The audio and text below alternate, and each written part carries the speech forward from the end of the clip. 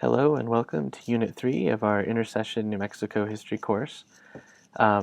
Something to point out right off the top here is that Unit 3 will bridge from Unit 2 in terms of looking at Juan de Oñate and the controversy surrounding him as the first governor of New Mexico, the first person to lead a colonizing mission up to the Rio Grande corridor. As you read a little bit about last unit, Oñate's legacy is very mixed. That's something that you will see once again here in this unit. There's a huge controversy surrounding the statues that have been completed of Oñate in recent years. 1998-99, the statue in Alcalde, New Mexico, had the right foot cut off of it, as you read a little bit about. Also, there's a statue created at the El Paso International Airport that you'll see here in just a second. Also controversial. Also in recent years, Popé has gained more notoriety for his role in leading the Pueblo Revolt. So something to keep in mind as you read through Van Hastings Garner's article during this unit is what role did Popé actually play, and why do some historians, such as Garner, kind of question that central role, or at least are saying, maybe Popé shouldn't get all the credit.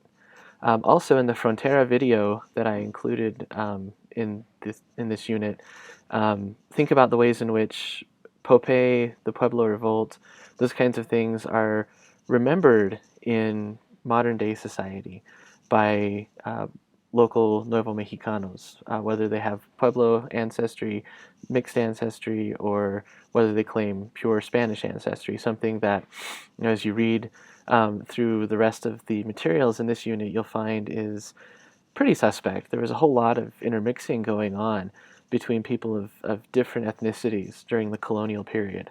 Also, people like Juanotilla de Cochiti, that we read about from Dina Gonzalez in New Mexican Lives. She had married someone outside of her pueblo. We know that at least. But we also know that despite her kind of lower status, she was able to eke out a relatively good living, some wealth for herself and her family. She was able to pass that on. So we can see the complexities of colonial society, but also the complexities of the ways in which people of different ethnic backgrounds came together during the colonial period. Something that I sort of jumped over already in this introduction is the Reconquest.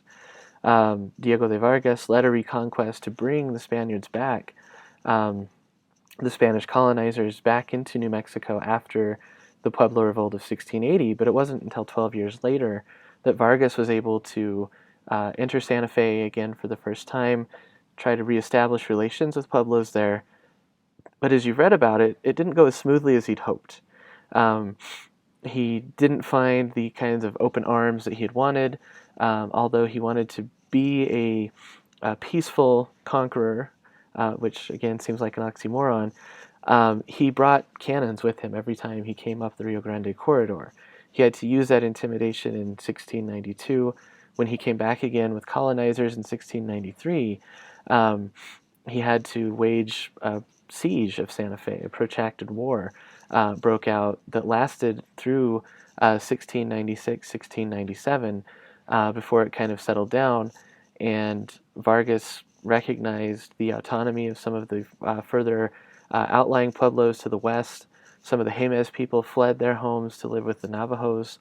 And so the Reconquest, although remembered as a bloodless event, especially in commemorations like the Fiesta de Santa Fe, it wasn't really bloodless. And so something we need to think about then is, why is it remembered in that way? Why do we remember it as a bloodless event when in fact much blood was shed? So again, keep that in mind as we read through this section, and also think about what were the terms under which Spaniards and Pueblos came back together to form a more durable colonial society. Did the Spaniards completely give up their idea that they were superior to Pueblos? Did Pueblos give up their faith, their life ways? Of course, those are leading questions. The answers to both is no.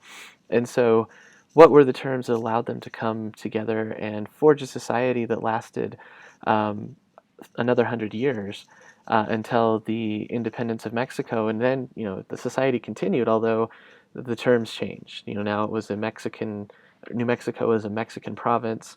The people here referred to themselves more readily as Nuevo Mexicanos rather than as Spaniards or Pueblos. Um, Although I'm working in generalizations as we have to with history. Of course, there were still people who separated themselves out as Pueblos. They wanted to maintain that identity. They wanted to maintain those cultural markers. And if they hadn't, we wouldn't still have the 19 Pueblos here in New Mexico today. So hopefully what I've done with this introduction is just given you a lot of different things to think about in terms of the conflict, the violence, the accommodations that allowed for a durable colonial society to come back together during the 18th century. So I hope you enjoy Unit 3.